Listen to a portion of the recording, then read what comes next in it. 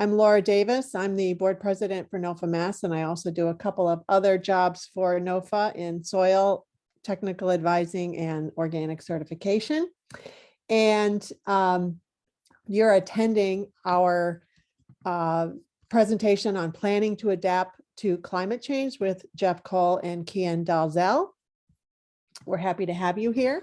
I'm going to be sharing my screen here so that we can get right into it.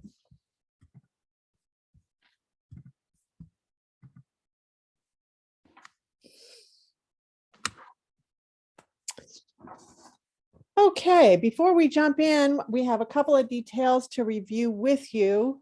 NOFA Mass is strengthening our commitment to racial equity and justice by examining whiteness and dismantling systems of white supremacy that are part of many of our dominant systems, including our agricultural and food systems.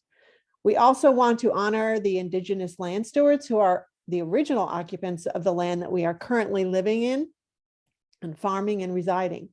Please use the link on this slide to explore the native lands that you inhabit. And lastly, we want to call on everyone, especially white allies and co-conspirators, to action on a few items to assist BIPOC-led organizations. Those actions are listed on this slide. Also, there are two events taking place that we wanted to call your attention to. One is tomorrow from 1 to 2, our BIPOC caucus, and there's also another gathering for Spanish speakers. And just in terms of our Zoom etiquette, which you probably are all familiar with, you're muted upon entry. If we do get to the point where we can let you off mute to ask questions, you would click on your microphone icon. If you are not muted, we will be muting you, so don't take offense to that. Please feel free to use the chat feature to comment at any point. At this time, it looks like we will hold questions until the end of the session, and this session is also being recorded. I want to thank all of our sponsors for supporting the NOFA Mass Winter Conference, and you'll recognize many of them of companies that you utilize. We also have a wonderful online auction that is our fundraiser for NOFA Mass. You'll find some great products there to bid on. So we will put that link also in the chat later. And some of our vendors have virtual websites, which you can find in the program by clicking on them. And if you do click on them, some of them have discounts. I know High Mowing Seeds does, so make sure to check them out. And without further ado, I would like to introduce our two presenters. First off, Jeff Cole is a 9th generation farmer with over 25 years experience. He has deep roots in agriculture and focuses on creating systemic change through collaboration, education, and building networks of support. In addition to being the Carrot Project's client services specialist, he also works part-time as the Mass Food System Collaborative's Agricultural Network Coordinator. More recently, Jeff has opened his farm's land and infrastructure to beginning immigrant and refugee farmers. Thank you for that, Jeff. And he has a degree in economics from Bates College.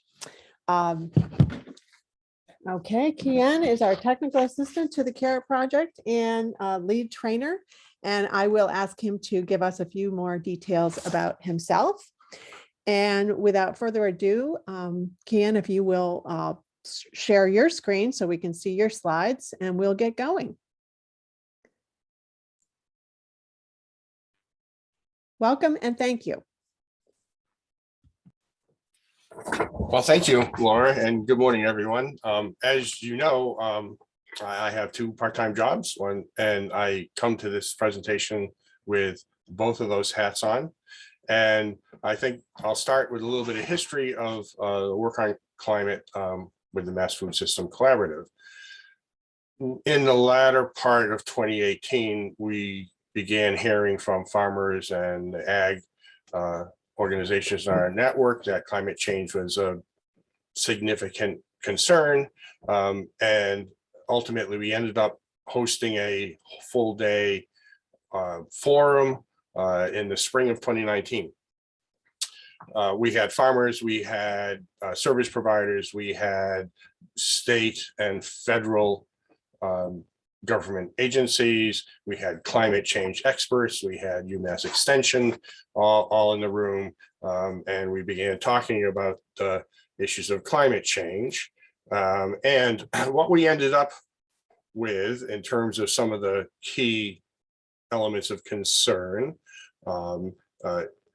synthesized down into some more general categories, are precipitation, so that both sides of the coin, too much, too little, erratic and early season thaw and frost states and late season frosts, sea level rise and saltwater intrusion, new pest pressures, increased disease pressures, new disease pressures, extreme heat, perennial crop species migration. And because we're part of the system, we did include the fishing industry in there. So also on that list is hypoxia, which is low oxygen conditions, particularly in freshwater systems. We're not going to address that today. Ultimately, I was able to, through the synergies of my two positions and the permission of both organizations to bring those synergies to bear in my work in both jobs. We talked about at the Carrot Project some of these key elements, and then, or we started to, and then COVID. And both at the Carrot Project and the Mass Food System Collaborative, we pivoted slightly and began to focus on disruptions related to COVID versus climate change. But now we're cycling back into disruptions based on climate change. To that end, the Mass Food System Collaborative, I am working on pages for our website that line up these core concerns with state, federal, and NGO support systems. And in one element of my work at the collaborative, we're an advocacy, primarily an advocacy organization. So we have an eye towards figuring out what supports are required to keep farmers in business around these conditions. And I just want to make a note to everyone that tomorrow, NOFA will be having a session on advocacy, and I encourage you to look at that and attend if you want to talk about how we are going to be able better implement some of the tools that are needed to meet our challenges of climate change as farmers. So with that little plug for tomorrow, I'll continue on with today's session. Coming out of the, oh, by the way, don't worry about writing down what I listed because Kian's got it in the presentation coming up. So coming out of that and coming into this year, the Carrot Project has begun to focus our elements around the stressors and the reactions and adjustments that farmers need to make. And all of that work at the Carrot Project is based upon years and years of research. And one of the most significant pieces of research for me as an economist was revolving around what makes a successful farmer, a sustained farm business. And the short and the sweet of it is that it's good financial results and profitability. And the deeper research shows conclusively that farmers who pay attention to, in addition to the production side of the coin, the financial management side of the coin, are the ones that thrive. And so that is the general perspective and focus of the Carrot Project. And the work that we do pretty much revolves around two elements, and that is supporting farmers in increasing their proficiency with financial management and planning. And the other element is access to capital. We all know that it takes money to grow, and the Carrot Project works on that as well. And with that kind of overview, Kian, I'll turn it over to you to advance the slide. Thanks, Jeff. So as Jeff was saying, the Carrot Project is working to build a resilient and robust food system. And part of that is really shifting along with the climate crisis as it is for all of us in our own businesses. And although the Carrot Project is known for and mostly works with startup and early stage farms, there's also, I want to say, an increased visibility within the organization of farms that are at points of transition and pivoting and need extra help. And that's something that we're seeing more with COVID and with increased climate issues. So even if you're no longer a new farmer, a beginning farmer, if you are wondering if the Carrot Project might be able to help you, the first person you'd be emailing is Jeff. And if the Carrot Project's not the right organization for you, he's a really good hub of knowledge for that and can probably help you find the right organization for you, even if he doesn't work with them because he talks to all of them. Related to that, it's been a really terrible couple of years for a lot of us as individuals and as business owners. And so I want to just take a moment and say, we know it's rough. We know you're exhausted. You're here. You're still wanting to move forward. You're still prioritizing making your business sustainable in whatever ways you can. And I really appreciate that because I know how hard that is. I actually did a sound check before everybody was let in the room to see if people could hear my children screaming. I know a lot of you are also having that moment of like, well, if we do have a conversation, I can't unmute depending on sound levels behind me. This is the reality we find ourselves in. We're here. We're going to figure it out. We managed to figure out all kinds of things on our farms. We'll manage to figure out how to handle Zoom conferences too. So as Jeff said, what is coming? What is here? What are we not acknowledging is here? What hasn't quite made it yet? And I had initially made this slide without his input and did not have sea level rise in it because I live in the Berkshires and sea level rise is not an immediate concern for my farm. I have many climate crisis concerns for my farm. That's not one of them, but it is important to a lot of folks, entire counties, right? In the state and in the country, we have an entire states that are expecting to be dealing with that before all that long.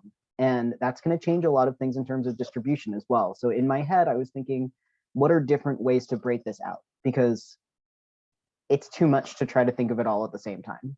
So when you think about these things, you have to kind of see what you can isolate to talk about. So drought and or flooding, temperature changes, pest and disease concerns changing, sea level rise and saltwater intrusion, fires, particularly in the West and how that changes the distribution, extreme heat and cold in other areas. So it might not affect you in the field, but if it's affecting other farms, both nationally and internationally, it's going to change how we interact with our markets because of the distribution systems and how that's going to affect what's available in stores. There's an expected increase in violence internationally, gas price fluctuations and shortages, whether that's for your own vehicles or it's for folks coming to your farm or it's just the way that your community is functioning. All of that is stuff that we're maybe stressing out about. Human migration, both inside and outside of people's home countries, and things like as the saltwater rises, maybe fewer people are going to live on the Cape. And where are they going to move? And are they going to move next to you and buy your food? Is that a good thing for you? Sometimes. Is that going to increase development pressure on agricultural land? Probably also yes. And how is that going to sit with folks? It changes what's in season. I had a map that I made for what was in season a number of years ago, and I basically had to scrap it and start over because the windows have just shifted so much already. And then just labor stuff, H-2A programs and the changes that come with that, childcare, ongoing childcare issues for all of us. It's probably not going to get that much easier. I hate to say, because I really want it to get easier. The wage concerns, health and well-being for us and our staff members. We need to be able to consider the human aspect of the climate crisis. It's not just about the weather. It's not just about the soil. It's also about the people.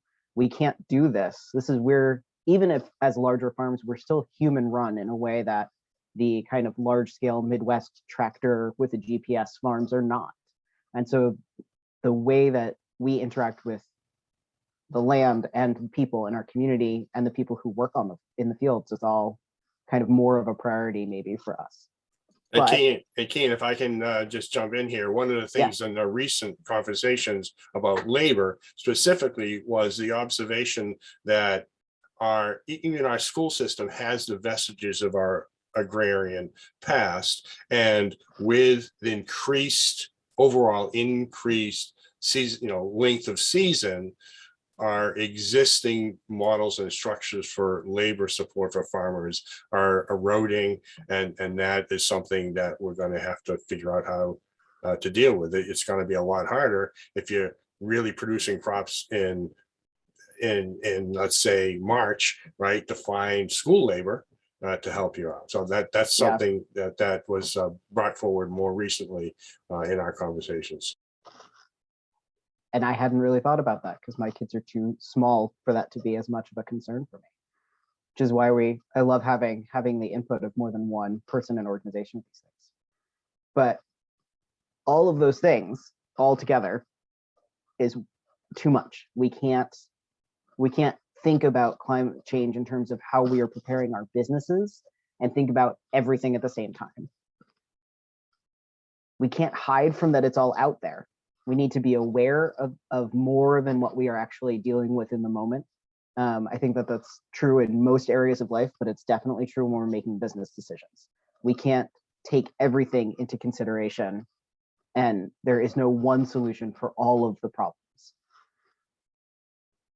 That being said, what can we do? We can start with a good defense. Do you have a business plan? If you don't have a business plan, maybe you should write a business plan. If you don't know how to write a business plan, please reach out to organizations that can help you write business plans or hook you up with folks who can help you write business plans. I know there are lots of guides out there to do it yourself. I tried one of those a long time ago and failed miserably at it. My wife and I could not manage to sit down and write a business plan for our business by ourselves. And then we got a grant. We were partnered with Melissa Adams. She helped us write a business plan. Now I get paid to help other people write their business plans during the winter, because business plans and financial stuff can be really hard to do by yourself. So if you need help, ask for help. There's help. If you do have a business plan, is it from this decade? How old is your business plan? If it's a little bit older, dust it off, look at it. It's a good time to look at business plans in the dead of winter. It is probably less than 10 degrees Fahrenheit outside of my house right now. I have no intention of leaving the house today. It is a good time to do some office work. Is your business plan adaptable? Is it so very specific about what you're doing that it's not actually going to let you adjust and pivot as things change? Or does it have the guiding principles in there and then let you make adjustments to your operation and still stay within that business plan? Sit down with your decision makers and talk about what reasonable steps you can take on your farm to reduce risk now, and then what data you need to gather to make better decisions in the future, because it is a good time to start figuring out what data you need and then building systems around that for the coming growing season for those of us who are not doing year-round agriculture. And for livestock folks, it's often a good time to do that before you start having to deal with new small animals. So if you have a window of time that's less busy for you, that's a great opportunity to really figure out what questions do we have for our business, what data do we need, how do we find that information or build that information over the course of the year so that we can keep making better decisions. And I love Yogi Berra. If you don't know where you're going, you'll end up somewhere else. If we don't have the guideposts in place that we've placed there, we're not going to be able to find it. The Carrot Project last year or the year before did a workshop called Adapting. And so I just went and stole this list from the Adapting workshop that the CARE project did, because it's really all we're talking about. It's specific adaptations based on specific scenarios, but that's functionally all adapting. So there's a list. You don't need to use this list if you don't need to. I do. I like a good checklist. I'm one of those people who believes in the checklist manifesto. If I feel like I'm lost and there's a checklist, I'm not lost anymore. So I like having these. And it gives us the chance to go through a system and a series of questions and answers to figure out where we are and where we're going. And that's the same as the business planning process. What's the situation? Where are you going? So we have the full business planning process, and then there's the contingency planning, which lets us do it faster because we, with a business plan, have to take in everything. And with a contingency plan or looking at a specific scenario, we can kind of narrow that view. And so we're not having to consider everything that's going on in the market. We can say, okay, in this specific situation, now what? So step one, establish goals, priorities, and values. And we make a distinction between goals and priorities and values because goals have a kind of discrete number you can attach to it. Or so new sales channel is a thing that you can then see that you did. There's a more specific and concrete thing with a goal, which then you can track your progress toward a goal in a very numbers-based and concrete thing. Priorities and values are a little bit different. They are just as important as your goals, but they are not a financial tracking thing. Paying a living wage is an important priority. It should not be a goal because it's not a discrete number. A living wage is going to change based on other scenarios, but it is definitely a priority that if you don't have, you should have, because your staff members are important. You like to keep them around, and it's important that everyone can thrive in our societies. But we know that that's not a discrete goal that you can track in the same way. So you may have a value or priority in your organization. I would say that value in terms of things like safety as well as a priority in safety. You can be putting effort and energy towards something and making it a priority, but as a value, it may just be something that you consider when you're making decisions. So now you're going to look at a specific situation. This is not a specific situation. You're going to have to do a little bit more definition. This is the whole list of things from earlier. We got to narrow it down a little bit. So as we narrow it down, we're looking at weather variability. That's still not specific enough. That's not one situation. That's a bunch of situations. So we're going to pick a situation to talk about, one of these, and we're going to look at what options you might have in that situation. So one situation at a time, increased rain intensity for a vegetable grower. We're looking to potentially reduce tillage, transition to no-till, add biostrips. All of these things are things that we could be having as a conversation with our decision makers.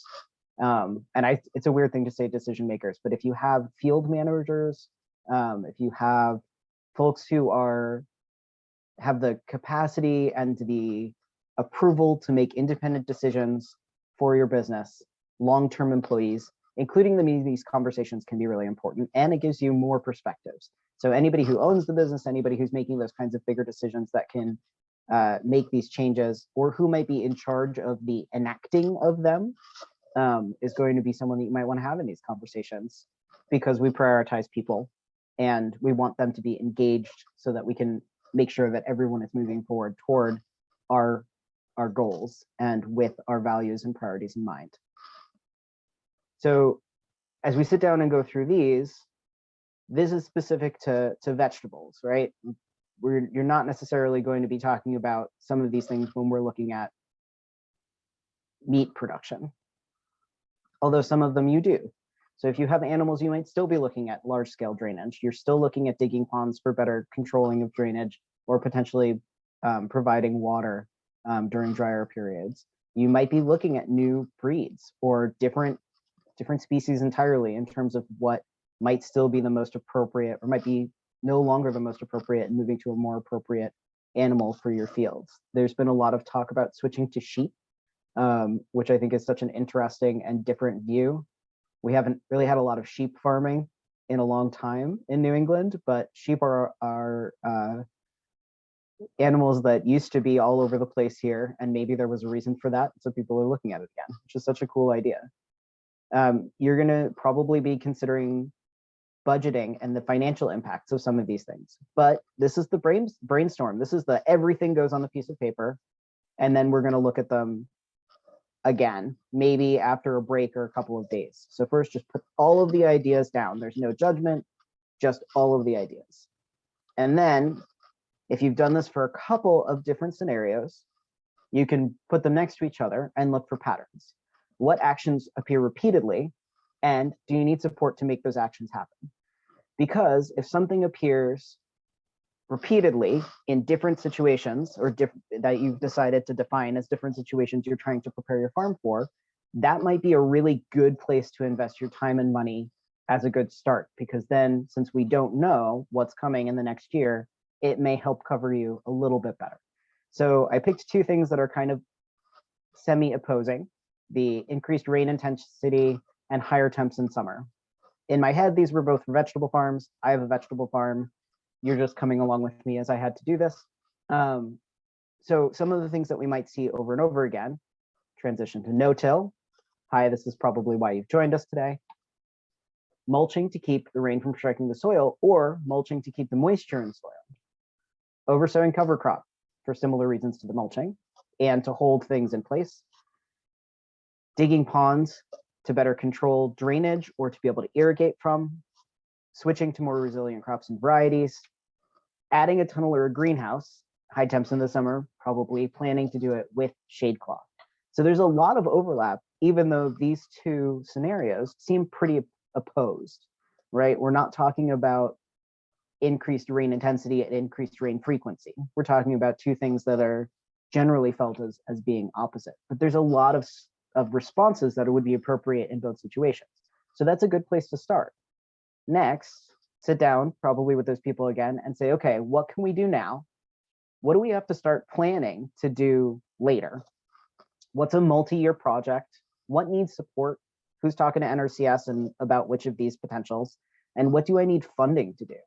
So if you have expensive infrastructure, and expensive is going to be specific to your business, what does that mean in terms of accessing funding? And then looking at your financials can be really helpful in that, saying, where are we now? Where do we need to get? But it does let you kind of put those aside. I need a lot of funding to do this. That's not something I can do right now. What can I do now? What can we plan now for this year, so that we're making progress toward this climate resilience for our farm? And then the larger projects that need intervention, that you need that support from NRCS, that you need that funding, you can bank on those being something that you have more time for after you've made some progress, so you don't feel like you're just kind of flailing. So we have right now, I think, 5 or 6 responses. Those are not all going to work right now, but they're also going to maybe be things that you want to prioritize right now. What are we going to do to look at those 5 or 6 and bring it down to a manageable number? I love the idea of transitioning to no-till, but I see that as not a project or a single scenario response, or even multi-scenario response, as much as I see it as a complete shift in goals for your business. Moving an operational system from a tillage system to a no-till system is incredibly important, but it is also a change in your operations in a very different way than these other things. So we're going to remove it, and we're going to take some of the other things away too. Irrigation ponds are really vital. I have worked with a lot of farms in the past 2 years who have been focusing on that, but they're often farms that have gotten grants or are trying to get grants to cover some of the costs of that. So that's not something you can just decide to do unless you have a lot of stuff going on for your farm and happen to be able to figure that out within house. Switching to more resilient crops and varieties is super important, but it's also really hard to put in a PowerPoint presentation, so we're going to take that away too. So now we're down to 3: mulching, cover crop, tunnel or greenhouse. This It is a lot of projects for a small farm to consider all at the same time. However, it's January. It's 10 degrees out. I'm not going outside today. If I did not have to deal with my children all day, maybe I could do that and just sit down and run all the numbers today and then, walk away from them for a couple of days and look back. But that doesn't mean we're getting rid of the rest of the list. These are things that you're not going to prioritize for this year. They're not things that you're forgetting. They're things you're saying, this is really important, but I can't do it all right now. I'm going to focus on the things I can do right now, and then I'm going to do these things another time. Looking at your goals and values. Is one of these projects actually a goal? No-till in my mind is a goal because it is something that you can specifically track. You can track it operationally as opposed to financially for the most part, but is something that is trackable. You can say it is done or we are halfway there in a way that you can't really do with some of these other things. You can't really halfway dig a irrigation pond. It doesn't work like that. So while we're looking at these few, what else are you going to want to line up for learning now to be able to implement projects in the future? If you are going to transition to no-till, or if you are going to specifically be looking to put in, say, tile drainage, which is incredibly expensive, but has worked really well for certain farms, what do you need to learn now? How is that going to affect things in the future? Are there workshops you can take? Are there books you need to buy? Is there technical assistance folks that you need to talk to right now? What are the connections you need to make now to be able to make those changes? And then what supports you need to ensure your farm business is financially sustainable as you move through this priority list. That's one of the parts that's really hard for us to focus on sometimes as farmers, because we didn't get into this to make money. I have yet to meet a farmer who really thought that they were going to make bank coming to agriculture. We got into this because it's a vocation. It is what we felt drawn to and driven to do. If we weren't, we would not still be in it. So when we're thinking about our farms, there is a lot of non-business like, non-CEO like decision making that we make. And when it comes to making sure that your farm is financially sustainable, part of that through these kinds of projects and through the changes that we have coming and how to make our farms more resilient for that is making sure that we're financially sustainable all the way through. You can't just say, well, I'm going to just keep throwing money at my farm for the next 10 years, but then it'll be fine. Because 10 years ends up being quite a long time for your nerves and your knees as you're just working harder until you get there. So we have these three, right? We narrowed it down to three. We're looking at three. What do those options end up really looking like with numbers? So this is mulch. This is the mulch price that I got from somebody who's in the next town over for me. So it is a legit mulch price for a rye square bale, because I do not have the capacity to buy in giant round bales. So I went with this. I would say, from the last time I mulched my garlic, I was mulching 150 feet. This is how many bales I ended up using for that 150-foot bed. So I'm getting about 15 feet of coverage for a heavy mulch on top of one bed. So if I'm getting one bale, gives me 15 feet, I need to budget for $135 per bed for mulching. If I were to large scale mulch a lot of crops, what would that cost? What would that look like? So this doesn't take into consideration the delivery costs in particular, because that's going to be pretty wildly different, or picking up costs of trucking it back and forth, whether you're driving or someone else is. But looking at what that'll cost, because we think about these things in terms of how much it costs to do or how much the time is. And sometimes it just seems like that's an added expense. So having the numbers is really helpful. Saying I have 10 beds of tomatoes, this is how much it would cost to mulch all of the beds of tomatoes. I only have 3 beds of summer squash at a time. That's $405, but I have 3 successions over the course of the year. So that's actually $1,215 for 3 successions of 3 beds. And so you can plan all of this stuff now, because you'd be buying in a whole lot of straw now or fairly soon to make sure that you have it. And some of your varieties or some of your crops aren't going to make sense to mulch. Some things just don't mulch well, but figuring out what the right mulch is, if there is one that works for that, or figuring out if mulch and cover cropping together makes sense for your farm, and what that will look like operationally as well as financially is something you'd be doing now. So you put all the numbers down and then you just say, okay, well, if the scenario is different, what would those numbers look like? But if you put this all in a spreadsheet and all of the math is being done based on that $9, if that $9 changes, you put in a different number, all the numbers update. So then you've done the work all over again very quickly. So one of the things that we talk about is being able to assess what that financial sustainability is. That's not the only goal that we have. It's not the only requirement we have for how we assess our businesses, but it's an important one. Investing has to ultimately help the business be more financially sustainable.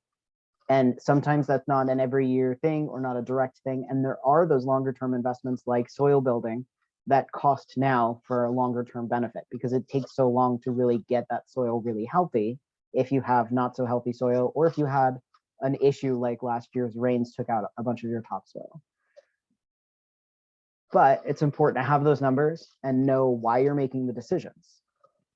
And if it's going to cost more money, what your financial response has to be. So if I decided to mulch peppers at 550-foot beds, it would cost $675. I'm going to say it's going to cost $150 worth of labor. Ideally, there would be a balance of that in terms of like there's less weeding, so the labor might not be as extreme. For the purposes of this, we're going to pretend that the weeds are coming through anyway, and we have to do both, because that's the kind of worst case scenario. That's the bad situation. And if we can make it make sense financially in the scenario that's a little bit rough, then we can definitely make it make sense in all of the other scenarios that we have things going not so badly. So the cash flow difference is $825. It will cost $825 more for the same number of pepper plants than it did last year. The average harvest in prior years, we're getting about 337. I went with a particular number here, but it's not my numbers. Please calculate your own numbers. This is based on the Johnny's selected seeds average, and then it's pulled down a little bit from there. So if your average harvest for your peppers in the past and prior years was $1,688, the percentage of harvest increase you would need to cover that $825 increased cost for your peppers is 49%. That's a big difference. It is possible that you might see that kind of difference, but it's not terribly likely, which tells me a couple of things. One of which is you are not pricing your peppers high enough, more than likely. And one of the other ones is that you maybe have other things going on in terms of your soil that you might want to be dealing with, or you might be looking at a crop that doesn't necessarily make sense to grow at the scale that you're growing. That's something that might make sense for direct sales, but not as a wholesale crop because of how close you are there to it not being a good financial choice. But I have a CSA. I don't make decisions based on what crops I grow, based on how much I'm going to get for them at market, because most of that doesn't go to market. It goes to the CSA. So this might tell me that I need to increase how much I'm charging in my farm stand or to my wholesale accounts for peppers. And peppers in particular, I have found a lot of farmers are underpricing themselves on.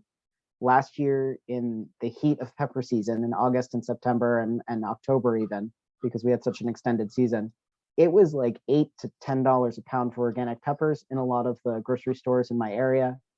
And most of the farm stands, even ones that were certified organic, had them at like $5 a pound. So just take the moment. It's a good time to take those moments and think about your pricing structure before you start up another season of selling vegetables. And peppers are a peculiar one in that instance, because the price has dramatically increased in the past few years for peppers in general and organic peppers in particular. And we don't necessarily keep up with those things as quickly as we probably ought to for the market. Jeff and I were talking about this last week, and he specifically said that he sees them in smaller packages.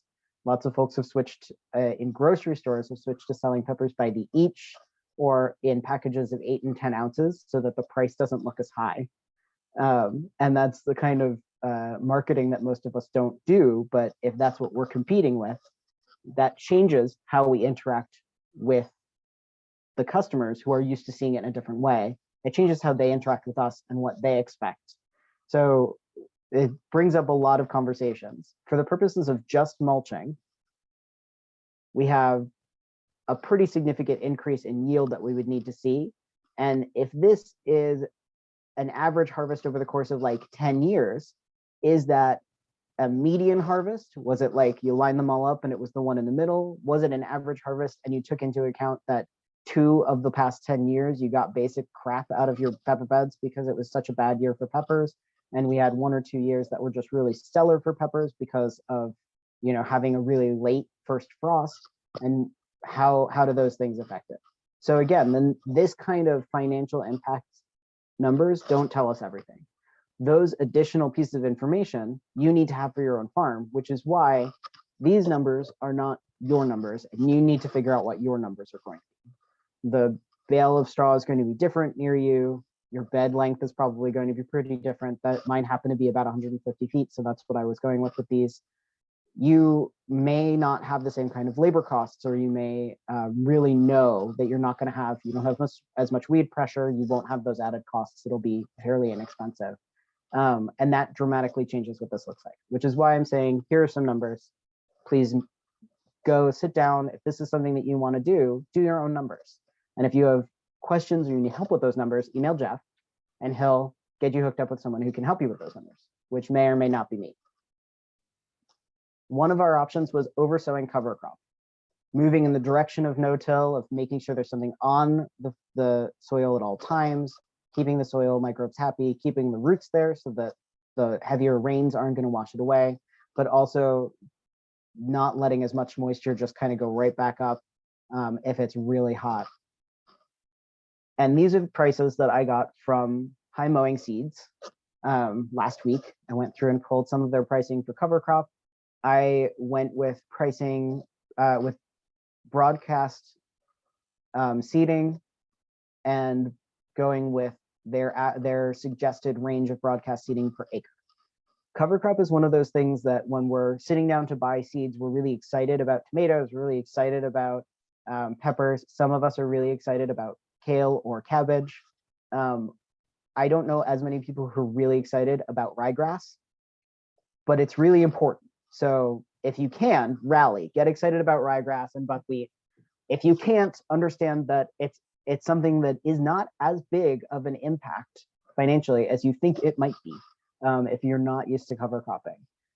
You know, a cost per acre of a couple $100 is nothing for a farm business, or it should be. And if there's more of a struggle there for your farm, there's a lot of other concerns that you might want to sit down and look at your numbers for. But in terms of looking at the cost per acre is sometimes a little bit of a sticker shock for some folks, but the cost per bed is less than $4 a bed, no matter what you're buying, right? If these are the options. I was specifically not looking at some of the blends, and in particular, I was not looking for vetch. So I was thinking about what you could do mid-year, because vetch is really hard to get rid of. Once it's there, you've got vetch.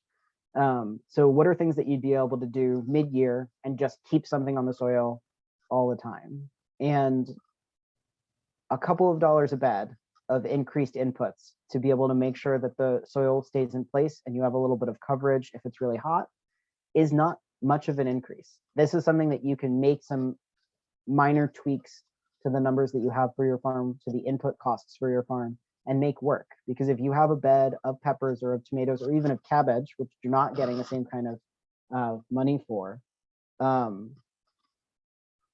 you can, add $3 of inputs to that bed, and that should be just a little bit of a narrowing of the net that you're getting out of that bed. The real sticker shock comes with hoop houses and greenhouses. These numbers are from my friends at Ledgewood Farm. They won't remember my name, but they do have some of my money, and I'm hoping to give them more of my money before too long. And they're very specific. They're an NRCS approved person. They're in New Hampshire and they are a farm. So they're good folks to work with in terms of not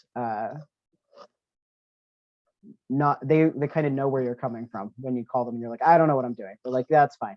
We'll help you. We'll walk you through. So they have all their prices right on their website. So as you're planning to do something like put in a hoop house or a greenhouse, you can just go and look at all of the prices. And you have all of these, what's going to fit in my field, what's going to match my bed spacing, and you can narrow it down from there.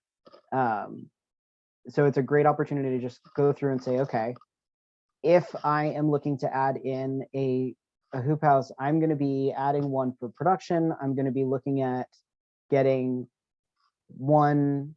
I could put two 72-foot ones with a gap between them and have them be about the same width as my 150-foot beds, right? So if you imagine having like a 15, 20 feet between the two, you can extend the field a little bit and have them kind of fit, right? And whatever's going to work for your farm, you can then look at that number and say, where are we financially? Is this an investment that we want to make this year? When's the next opportunity to work with NRCS on something like this? Do they have funding for that? What other organizations are there? Can I get a loan to move more of my production indoors? So you look at these numbers, you figure out operationally, where would I put this thing? Where's it going to go? What would that look like? And then financially, what's the impact, the initial impact? And then what are the benefits? Having more control over the climate right now, even in a very small space, can be really important for the net income of your business. But that's not the only cost, right? When I first put in my first greenhouse, I crowdsourced. So we asked folks we kickstarted a greenhouse, my farm. And we kickstarted the price of the greenhouse kit. And then we had to rent machinery. And then we had to pay a guy who literally goes by the name Digger to level the property that we were putting it on. And we didn't really plan for the kind of added bits, right? So if you're estimating if you're trying to put the numbers together, putting in a hoop house or a greenhouse kit, plus all of the other stuff like labor, including the labor costs, I put in numbers and dollar amounts, particularly for this, because you won't be able to put it up by yourself. You're going to need some help. And I'm a firm believer in the fact that even if you do not pay yourself, and most of us don't, a regular like $15 an hour wage, we have to pretend we do for the purposes of financial planning. Otherwise, one, we will never make any money for ourselves. There will not be money left for an owner's draw. And two, if something happens and I need to pay somebody else to do some of this work, or in some of our cases, if I need to pay somebody else to watch my children so that my wife and I can do more of this work, there is that financial impact of needing extra bodies and being able to pay them. Also, please do not try to put a skin on your greenhouse with 1 or 2 people. It is not a good plan. I've seen it go very badly. And then you want to price out the shade cloth. And Farmer's Friend and Griffin Greenhouse provide some of those numbers. So we have some base numbers. So then you can put together kind of the mix and match. I need this size of greenhouse. I'm gonna need this size of shade cloth to match. You know, do I want the double layer or the single layer? And you can pull those numbers and put them together for yourself. And then you have a dollar amount with the estimated labor and rental if you need to rent something to level the ground. And then you're looking at it and going, that's a lot of money. So the next step, I think, for a lot of us is to say, what grants can I get to reduce this financial impact to my farm? And what organizations might help me? And if you don't know, talk to Jeff, because he can help you with that. And is there a loan that I should be planning to get to bridge this gap? If you get a grant, say from the Massachusetts Department of Agricultural Resources through their AIP program, they pay you back the grant money after the project is finished. But they provide you with this lovely letter that says, "Dear bank, this farmer has been approved for this much money. We will be giving them this money when the project is over. They're a pretty good bet. Please loan them some money." So then there's this added benefit of being able to go to a bank that you already have a relationship with and say, look, I'm getting this grant. I need a bridge loan for the next 6 months to be able to complete the project. If you don't have that kind of a letter, what are the steps you need to take for your business to be able to make yourself look good to a bank so that you would be able to have these kinds of loans accessible to you, or if you have a line of credit, increase your line of credit to be able to do these projects and pay them back in a way that works for your farm business. And that's where sometimes the sitting down with somebody and doing the financial planning stuff and rewriting your business plan or an enterprise plan can be really helpful. Because if you walk into a bank with a business plan and they look at it and it has good solid financial projections, and you have, you know, good solid a couple of years worth of good numbers, you look like a good bet. You look like someone that they'd want to, you know, basically they're betting on you, right? Giving you a loan that you're going to be able to pay it back and the interest in a reasonable amount of time, and they're not going to have to spend their labor money to chase you down. So the better bet you look for a bank, the better option you look like to lend to, the easier it can be to do this. And since we have all of these projects that we want to do over the next 5 to 10 years on each of our farms that we've made from this giant list of scenarios that we're sitting down and working through instead of doom scrolling on our phones, we now have this giant list of projects. We have all these projects we want to do. They all cost money. We don't have money. We're farmers. None of us has that much money to be able to just do all of these projects right now. So building those numbers for your business, looking good on paper for these banks, building a relationship with banks and organizations and potential grants is vital to be able to keep moving through your project list. So today we're talking about what can you do today? What can you do this year? How does that work in the future? The things that you do this year, if you document those actions, if you document the financial costs and the financial impacts and the operational impacts, do you have an added yield on your peppers? What is it? You know, what did you do to this crop? What did you have last year in terms of yield? What were the factors involved in that? What do you have this year in terms of yield? What are the factors involved in that? Each year's data gives you more documentation that makes you more capable of making these decisions, and also makes you look like a good person to bet money on for a bank. And with a hoop house or a greenhouse, we have an extra layer of the potential of that. Now, granted, I'm a nerd. I really like spreadsheets and I really like data and having data for these things. You can do inside and outside collecting. If you have some indoor tomatoes and some outdoor tomatoes, what's the difference in how long it takes to do things, in the amount of time and regularity you have to irrigate, in the mulching rates if they're different inside and outside, or if they're specifically not different inside and outside? Just have some notes, right? And then you can get that yield, the information about the yield by bed length for indoor and outdoor tomatoes, but you also have the information that goes along with that. Because it's not just yield, it's also how much money and labor did you put in terms of inputs? How much of a pain in the butt is it to grow in both inside and outside? Does one of these really make more sense than the other? And in what situations does it make sense? And you're not going to get all the data in 1 year, because each year we have, I'm going to go with wildly different weather patterns than previous years. But a couple of years worth of wildly different weather patterns from each other gives you a pretty wide range of data for what makes sense to do for your business. Every financial investment should have a financial analysis. It's not the only way that we analyze our decisions, and it really shouldn't be the only way that you analyze decisions for your farm. That's how we've gotten in this situation of having no topsoil in the Midwest and large swaths of the country, is because people were just making decisions based on financial decisions for now and taking it right out of the earth. And we all know that.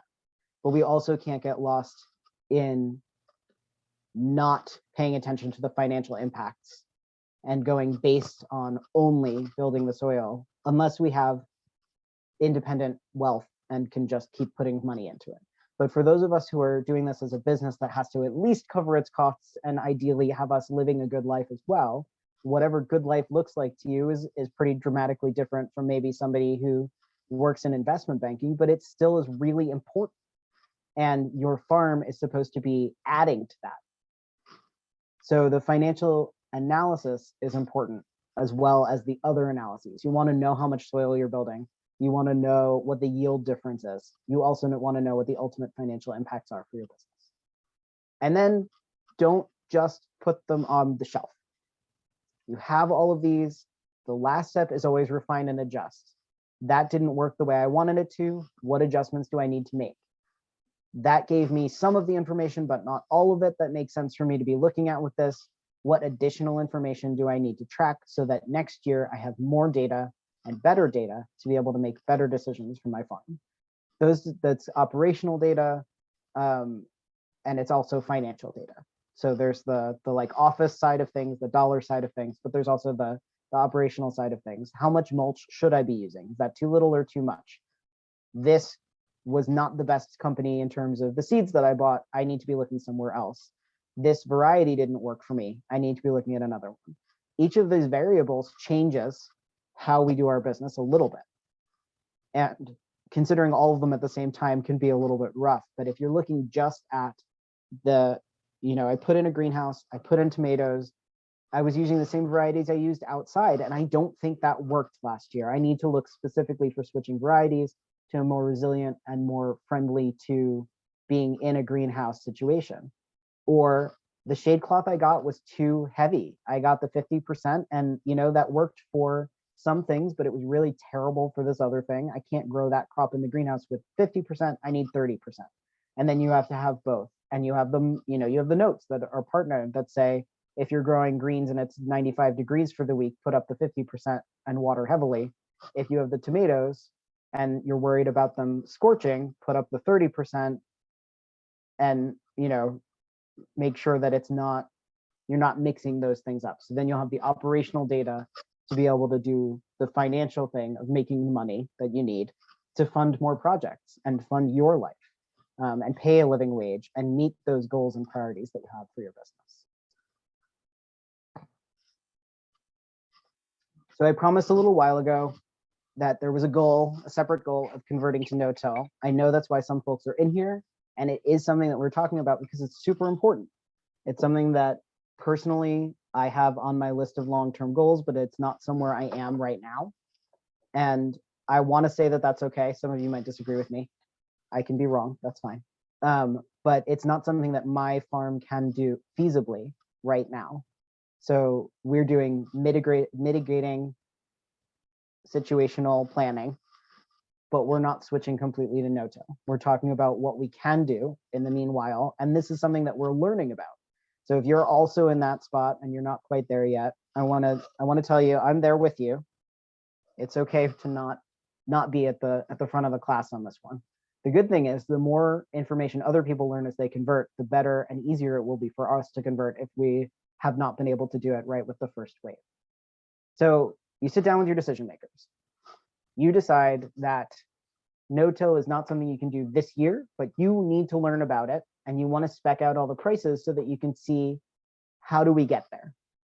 Because if you have a whole bunch of prices of what the steps will be to move in that direction, you can plan financially for the impacts of that, and you can start building toward that now.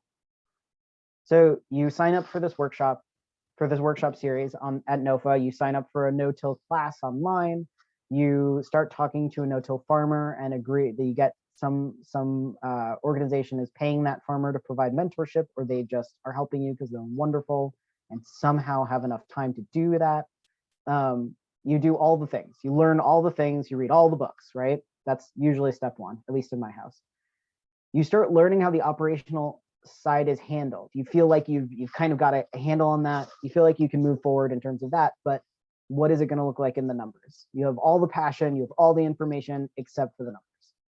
So like any other new shift or big enterprise shift, you want to get not just the cost of the thing, the implements that you're buying, but how does that affect other costs for your business? So think about them separately. How do you break that out? And so I was thinking about it as the cost of the implements, and then the initial seed costs, and then the labor costs, particularly for the first year, is going to probably look a little different than everything else. So the first year or two, I don't know if I'm the only person who does this. I'm pretty convinced that everybody does this, but some of you may be more handy than I am. Every time I get a new implement for my tractor, the first time I use it, it is a shit show. it doesn't, I don't know how to use it right. I don't have the experience. The angle is slightly wrong on the sweep and it just fouls it all up. And I have to like scrap it and go do it again. I have to just start over some of the time. And if I'm not planned for that, I get really mad at myself. But if I planned for it, I'm like, all right, I knew this was going to happen. Let's do it again. And there's a labor cost involved in that. And if you're not paying yourself, you have to pretend there's a labor cost involved in that because there's an opportunity cost involved in that. If you're doing something and you're learning it and it's taking longer, you're not doing something else. And that can have a financial impact to your business. And then what are the additional costs? What did you not think about that you're going to end up needing to think about? So for a standard tractor, most of the companies don't seem to have the numbers on their websites, which is super annoying. So we asked some farmers to help us. So these are numbers from some farmers who have bought some of these things in the past couple of years. So if you are looking at getting a new manure spreader that will be able to handle your new systems, a flail mower and a no-till grain drill, you might be looking at dropping 40 grand. And you might be looking in specific sizes. We don't know, because of not knowing as much about these operations, exactly what size we're talking about with these. Another farmer I was talking to described a roller crimper as being probably about 8 grand last year, but because of steel prices, now he has no idea how much he would pay for a replacement. And that's why I think a lot of these companies don't provide us with the data immediately, but if you email them, they will talk to you. And if you email them and say, I'm putting together a presentation, please give me information, they may not talk to you. But if you email them and say, I'm looking to buy your product, then they are definitely going to talk to you. So you're looking at what kind of costs are the inputs in terms of just buying the stuff you need. If you already have a planter, you might be able to just convert it. And one of the farmers that we talked to said that this is what it costs. These are the quotes that he got from a particular company for all the added bits he would need to add to his planter to be able to convert it to being a no-till planter. And he decided to do that because he already had the planter, and this company said that they could do it, and then he wouldn't have to buy a new planter. So instead of dropping that larger dollar amount, he then had to sit down and figure out all the individual costs. And it ended up with these and a couple of other things, it ended up being about $1,000 for him to plan to do that. And then he was able to look at what he needed to do to make sure he had that $1,000 in the bank to be able to make that purchase. It's a lot harder to figure out how to have 40 grand or 50 grand in the bank, which is usually when grants and loans come into things. $1,000, you might be able to make that investment all on your own. Maybe you had a really good winter squash year, so you know that as soon as the last stuff sells, you've got that money, because you know that toward the end of the year, you're not going to have anything else kind of pop up before the new fiscal year, and you have all your seeds already purchased or something to that effect. So if you have a cash flow budget and you have these kinds of smaller costs, you may be able to figure out when you can make those purchases. But if you're doing a wholesale change of operational style, there are those big outputs at the beginning. But just like with putting up a greenhouse, it's not just the stuff. It's not just the actual physical things that you're buying. It's all the other costs too. So this is the same information as the cover crops, because you're going to be heavily cover cropping and then getting a roller crimper and then seeding through, right? So you need to plan for more cover crop. And in your first year, you might need to plan for extra more cover crop. The labor costs are a totally different thing. And I could not find information on that anywhere.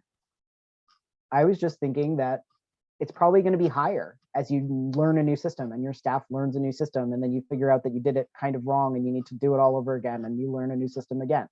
So tasks might need to be done more than once, which is ultimately a big thing for labor costs. In the first year with a new system, everything needs adjusting. With the system that you have, if you have a fully tilled field and you have a crew that, even if they're a whole new crew every season, you know how to lead them. You know how to rally them, you know the tasks, you know how to show them how to do that. You don't necessarily know how to do that with a new system. And that means that you have less operational efficiency, and that has a financial impact. So when you plan for these things, you have to consider what that's going to look like and make some estimates. And then there are the additional costs. Everything is going to need adjusting. You're probably going to need to go buy a tool. Something fell off of the bar. Why is this not adjusting at the right rate? I have to do this over. All of those little added things that you end up having to buy.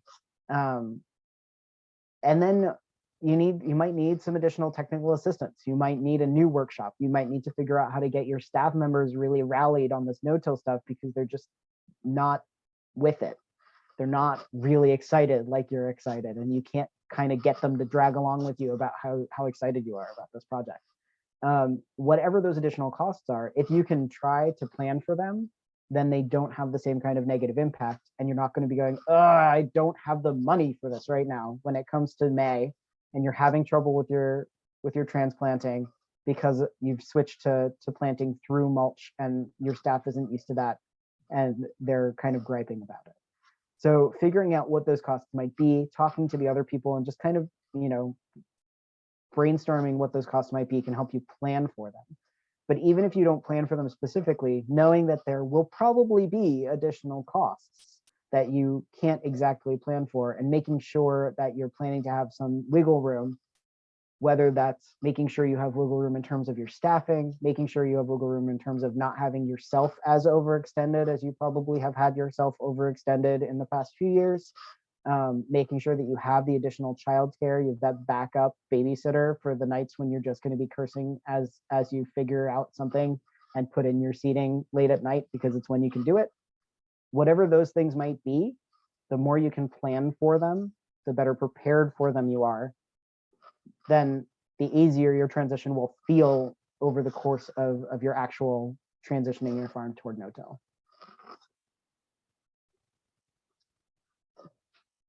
So I'm hoping that folks are excited to talk to us as well, but here's some of the information that you can use to engage with the Carrot Project in particular. I worked for them part-time during the winter as a contract person. So the way that it works is if you talk to the Carrot Project, you will probably be talking to Jeff or possibly someone else in the office, the office, each of their individual homes. But you'll probably be talking to Jeff, and then he can hook you up with someone who can help answer your specific questions. Today, we can just have everybody have whatever questions they want. Great. Thanks, Gian. Before we get into questions, I just want to make a couple of quick notes. When Key and I had the conversation about pepper pricing, we observed, or he observed, and I agreed with him, supermarkets have people on staff whose sole job is to assess the market and the pricing structure and marketing psychology around it. The big supermarkets spend millions of dollars literally a year doing that work. And we bring that up because if you find yourself in a situation where your numbers show you need to get more and you're struggling with, well, how am I going to, make it work with the competition? Observation is pay attention to changes in pricing structures and mechanisms that the supermarkets do. They're, as Kean pointed out, they know that a certain price per pound is going to have a psychological resistance, so they change their actual pricing mechanism, right? They go to they go to the 6-ounce package, the 8-ounce package, et cetera, and that's something that I think you need to be considering in your thought processes of how to use someone else's money to understand the marketing psychology and so on, and make pivots. And it's not just the large supermarkets that are doing that. I worked for grocery cooperatives for a decade, and part of that time as a produce manager, and I cannot count the number of hours and workshops and books and trainings that I went through about that kind of pricing structure and psychology.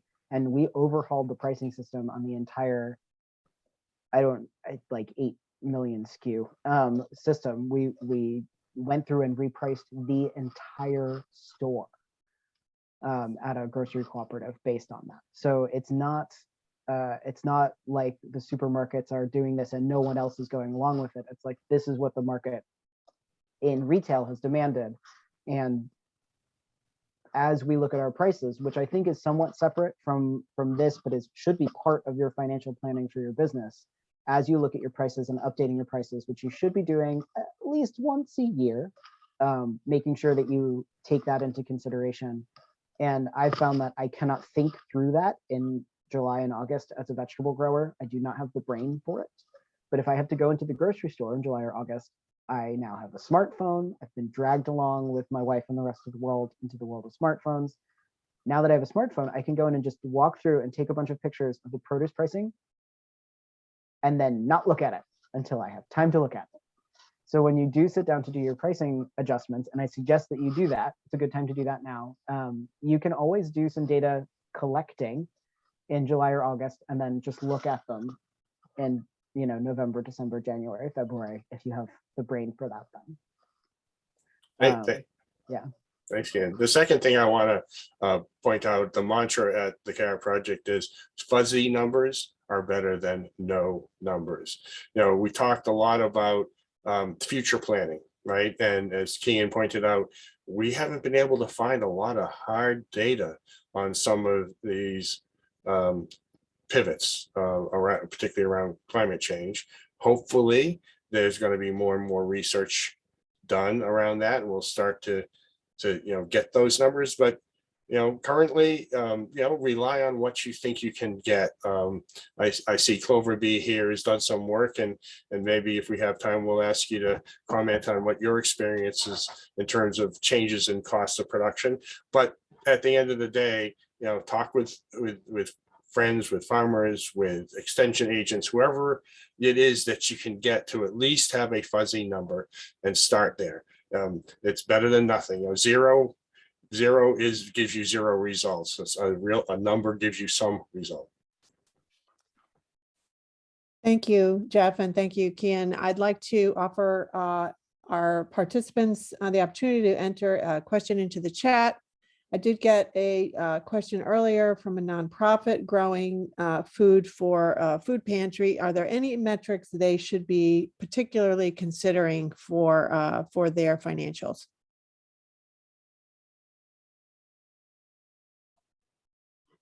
I think that might be too general a question to give it a really good answer. I will say that if your goal is to donate harvests, tracking how much you're donating and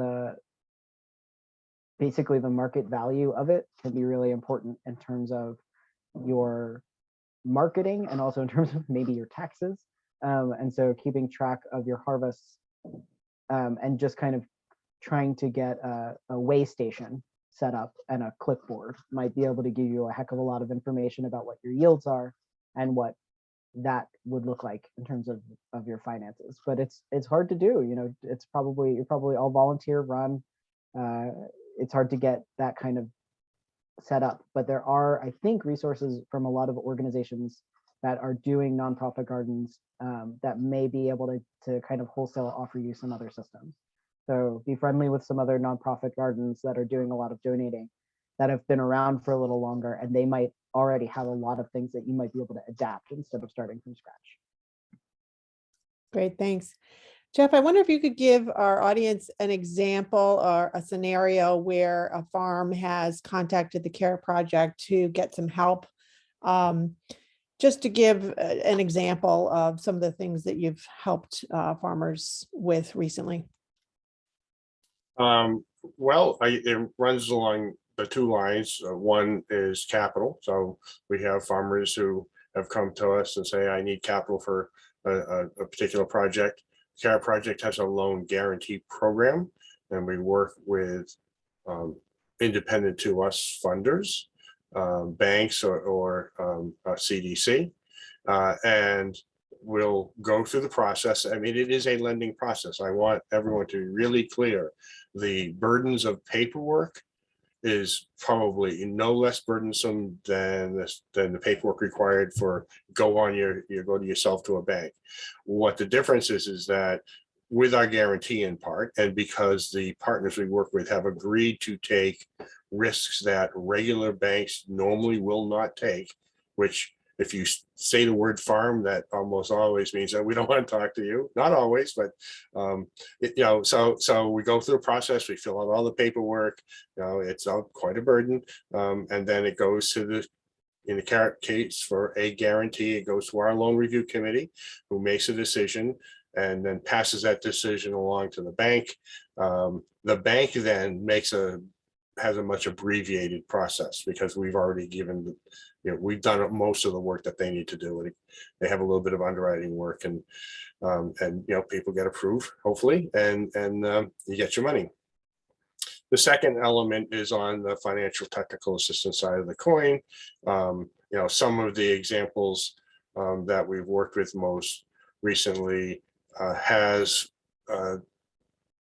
we hire a business advisor to do some very specific technical financial planning around putting in a greenhouse and a solar battery for it. That's one recent project, and that's putting all the numbers together and putting together the plan to determine, even with NRCS support, if that makes financial sense for that business at this point in time. That includes understanding what the sales channels are, what the pricing structures are, essentially calculating the cost of production, calculating profit margin, and deciding in a cash flow basis, in particular, when it makes sense to make that investment, regardless of how much support you get. Because as Keen pointed out, there's a lot of other costs involved with changing your production strategies and practices beyond just equipment costs. So hopefully that's helpful. We're focused on all of that financial planning based upon reaching an objective or a goal, or in some cases a vision, that then lead to us helping define those objectives and working out the numbers to make sure that it's going to work. And part of that is the CARE project provides a lot of assistance in terms of QuickBooks help. So if you are looking at your numbers and cursing at your bookkeeping, and it could be not QuickBooks, if you're using a spreadsheet, that's totally fine. We do a lot more with QuickBooks, I think partially because people don't understand the new system and nobody has trained any of us on it. And having come to QuickBooks in my mid-30s, I feel the same way as everybody else does, but having learned more about it, being able to help people get updated chart of accounts so that their numbers, their reports are really telling them the things that they need to know to make better decisions for their farm, is a big kind of day-to-day side of things for the technical assistance providers. We find a lot of, we're looking at a lot of that stuff in terms of data tracking, and there's some operational stuff, but it's really more financial based. And the third element, we do trainings on the strategies and mechanisms. It's a little bit more in depth than we presented today. It gets more into the nitty gritty of actually how to do the financial planning and make adjustments. And that's a yearly process. We have just started we have 2 series. We've just started one of them last Wednesday. And then on the 31st, our Monday series of 4 trainings will start going into the end of February. So that information. If you want to hang out more with me and Jack, please sign up for the training. But it also comes with one-on-one support for each farm. So you can have someone sit down with you for a little while and you can go through, these are the things that are going on for my farm financially, and I don't know what's going on here, and I have questions about this. And then you can get a kind of assessment, right? You get somebody else who's separate from your farm, who has a little bit of distance, who has some experience doing this kind of stuff, who can say, okay, here are some of your goals and next steps. Do you need support with these? What does that support look like? Do you want to be partnered with somebody for that kind of support through the CARE project? So there's funding for that, for taking the workshop. So Thanks, Kane, for bringing that up. I was remiss in not making it clear. All of our work is funded, at least in part, through various funders, and so it's subsidized. Farmers' costs are subsidized based on household income. However, this particular training is designed to deliver, for those people who take the training, free we have the funding behind it to give free technical assistance, that if you came and asked us the same question without going through this program, you might pay 5 or 10%, depending on your income, of the, the actual cost of doing the work with you. If there's a link that can be put in the chat, if it's not too late to participate in that program, if you could put that in the chat, that would be awesome. I'll get it. I'll get it now. Also, Kian answered a question from Bart about financial. Are there good farm budgeting apps or spreadsheets that are more effective and versatile? And Kian mentioned that the CARE project has a template for cash flow budgeting in an Excel sheet. But Jeff, if you have any other inputs to that question, that would be awesome. We're going to ask everybody who was a part of this presentation to do a evaluation form. Christine, if you have that link, maybe you could put that in the chat.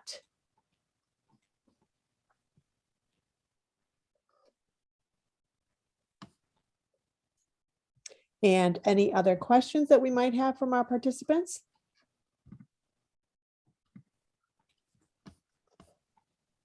And does anybody have an answer for Bart? Do you know an app? Do you have an app that you love?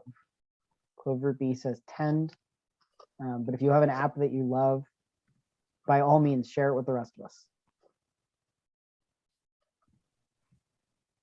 Well, I do want to say great thanks to Jeff and to Kian for their presentation. It was really a great reminder of what we all need to be doing who operate farms and market gardens to put those numbers on paper and make decisions based upon those figures. So that is a great reminder. And we hope that people will reach out to the CARET program and to Kian if they should need additional assistance. And we do hope that you will be looking at our auction link, which was posted in the chat. And also, I'm going to post it again here. And make sure to, if you're needing any supplies, the NOFA bulk order is open until the end of the month. This year, for the first time, we have flats of organic seedlings, which is very exciting. Those are being supplied by Red Fire Farm. So go check those out if you need a little bit more, if you're short on greenhouse space. And any other questions, we will take them, and we just have a few more minutes. So sorry it took me so long. I was looking in the wrong folder. I realized okay. I have posted the link to the registration, the information and registration for the workshops. Because of the pandemic, just to make it clear, we are being flexible. We're running 2 series, and people can pick and choose. The link is the same, the Zoom link. When you register, you'll get that from me. But as I've said, the Wednesday series started on the 12th, and so we can help you catch up on that if you have to do a Wednesday. But my recommendation is you focus on the Monday series so that you have the capacity to participate fully and ask questions in all the sessions. And Laura, I heard while I was digging through trying to find it, I was in the wrong spot, that you asked me to comment on something, but I didn't quite understand what it is that you wanted me to answer. Oh, if you have any suggestion for financial planning sheet documents. Yeah, as Keane pointed out, we have a number of Excel documents. Even people who work in QuickBooks, it's much easier, and we recommend working in Excel. So, we have we go through that templates. in the workshop. Right. We go through that kind of specifics of how to do the work, and we can hand you a spreadsheet, but if you want some support on how to use it, the workshop's a great place to get that. That's great.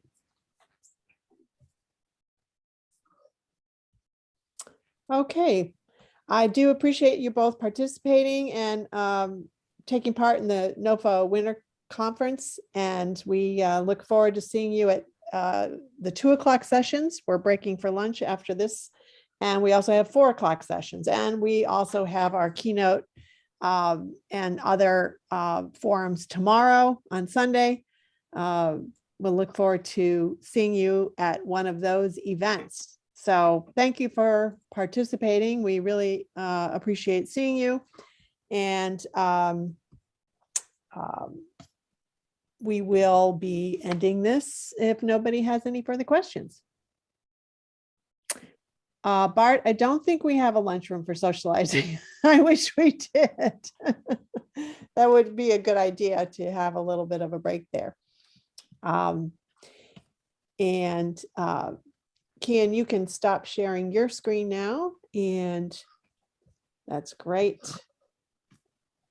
And I wish you all a good rest of the conference. And thank you so much for participating.